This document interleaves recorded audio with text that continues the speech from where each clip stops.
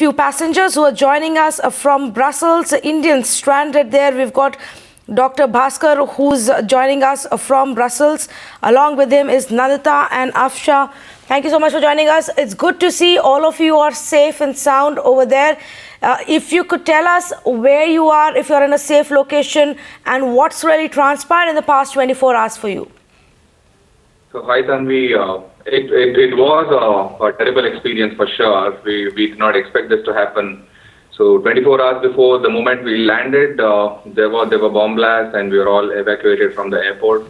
And post-evacuation, we did not have any clue. Neither the airport authority or the Jet Airways with whom we flew could provide any information on where we can accommodate ourselves. It was pretty cold outside and we had to find our accommodation by ourselves. And similar to us, there were many more Indians who were around. They found their accommodation, and meanwhile, we got to connect with many people. So as of now, what we hear is there are more than 200 Indians around here, and External Affairs Ministry and the embassy is trying to get in touch with all of us, and they're trying to help us in best possible way. Jet has put up most of the Indians in 3-4 hotels around the airport. Looks like all of us are safe. As of now, we are in safe locations. Hope so the flight operations resumes as early as possible, so that we get to go back to home. So none of us have even a spare of clothes here. We are struggling to find some clothes and food. Yes, I was going to ask you that next. What about, are you carrying enough money, documentation? What's the help that's been given to you by our own embassy and even the airline over there?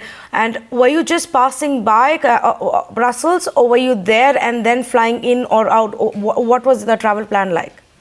So we were all flying from US. We are all flying from Newark Airport and Brussels for the stopover, and all of us are headed to Mumbai, Delhi, and Bangalore. So we were on the way in Brussels for the stopover. It was hardly 1 hour before the flight could take off, and that's when the blast happened. And I'm assuming all of your luggage is gone at this moment, but do you have enough of documentation and financial support right now? Yes, all the luggage is gone. We don't have any of our luggages, be it the cabin baggage or the check-in baggage. Nothing we have. Only thing is most of us had our passports and a few of the credit cards handy. That's what we are using as far as possible. Trying to utilize as much as possible with whatever facilities we have. Dr. Bhaskar, if there's anything that you would want from the government or the airline or any help, we can try and get a message across, what would that be? Do you need anything right now? Yes, only thing what we would require from Jet Airlines is if they can tell us where are all the other passengers. That's one difficult part we are trying to figure out. If we can get in touch with other passengers from the same airline, it will be helpful. Second thing, if we get any information about how we can get out of Brussels and take via either the Heathrow or via Paris, if we can fly up to Bangalore or Mumbai or anywhere into India. So that is one information we are struggling to get. We are trying to reach all possible contacts within Jet, but we are not confirmed information about how we can do that. Well, we have been also constantly speaking with Jet Airways and the Indian envoy there. He tells us that there are about 600 to 700 jet passengers, between those 4 flights that were due around that time. They do know that all of them are safe in different locations though, but they are mostly in touch with all of them at this point of time. That's what we have been told earlier in the day. So hopefully the help will reach all of you. If I could speak to maybe Nandita or Afsha, and if there's anything that they would want to tell us, perhaps share their experience or get a message across to someone. Sure.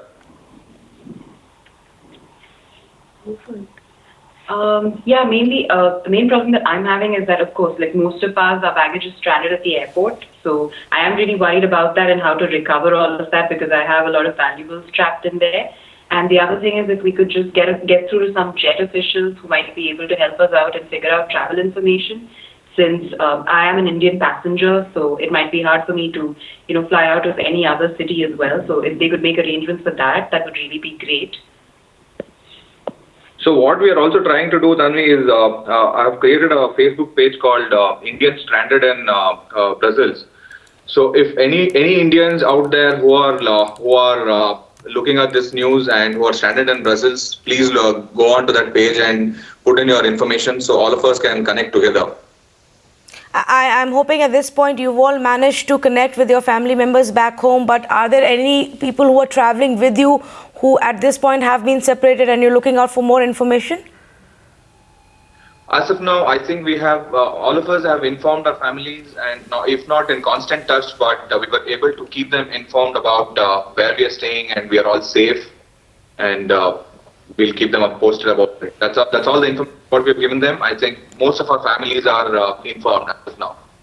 Where, if you don't mind me asking this, where were you when the explosions took place, and how difficult was it, at that time, the chaos to getting out of that place? Anything that you would want to share with us? Sure. So when the explosions happened, we were in Terminal B, but the explosions happened in the departure hall, which is quite further away from the Terminal B. So Terminal B is like the right extreme of the airport. Mm-hmm. So we were there and we couldn't hear the first explosion. So after the first explosions happened, what we could hear is the airport authorities announcing for evacuation. So once the evacuation was announced, all the passengers from all of the terminals started moving towards the Terminal B. That was the exit route from the terminal. So everybody started moving in. That's when most of the passengers staying along with us in Terminal B started panicking what is happening. So we got a call for evacuation. Then post that call for evacuation, we started getting out of the gate there. That's when the second explosion happened. So we could hear the second explosion. We could not see it, but we could hear the second explosion. Everybody started rushing. There was a lot of chaos. Then we got a lot of ambulances and fire extinguishers walking in and out. So that's all what all routed outside to the city, and they said once we get out of the city, get to the center of the city. So we were looking at taking a train, but the moment came out was I think 9 a.m. in the morning, somewhere around that time. We got to know that there were a couple more blasts in the train station. Yes, and Brussels airport is so huge that what the reports that we were getting was that even the evacuation process took several hours and they were doing it one by one. Were there parts that had been put into lockdown? How systematically was it being done, and for how long were you then outside before you could find any shelter? So we were at least there for around 2.5 hours before we could find any shelter. Only good thing is they were able to evacuate within 3-4 hours. So at least the two terminals there they were evacuated within 2 to 3 hours. But none of the officials or the airline authorities had any clue about where will they accommodate such number of people. So the only thing they were doing is guiding us out of the airport and sending us out into the city.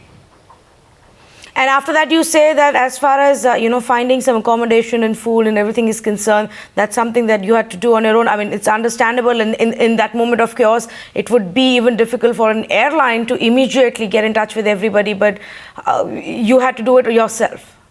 Yes, that we had to figure out by ourselves. That agreeable that airlines couldn't have expected something of this sort, and they couldn't help at that point of time. But a good thing is we were able to reach out to the airline authorities later on, and they have put across many of other co-passengers in safe places. And as we heard from the Indian Embassy too, that they have provided shelter homes for many other co-passengers in a sports hall, something like that. So at this point, Dr. Bhaskar, how many Indians have you been able to get in touch with, and I know you told us that you've created a Facebook page, but what's the plan? How do you get everybody together and, figure out what you do next as you wait for hopefully the authorities to get in touch with you? So we are trying out via the social media, obviously. So we are trying out via Twitter and the Facebook. Created a page, and we are constantly active on Twitter. So other than that, we are reaching out to the regional Indian people. So be it the Haridwar or the Art of Living, all these places where we think the Indians would have gone. So we are trying to write to them and figure out if there is anything, any Indians and co-passengers being there. So if at all we get to talk to all of them and get all of us together, it will be very good.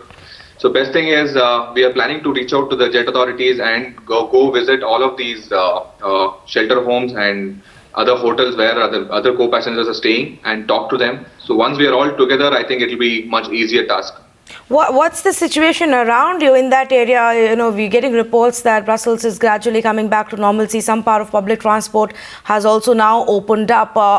Have you managed to step out? How's the environment around?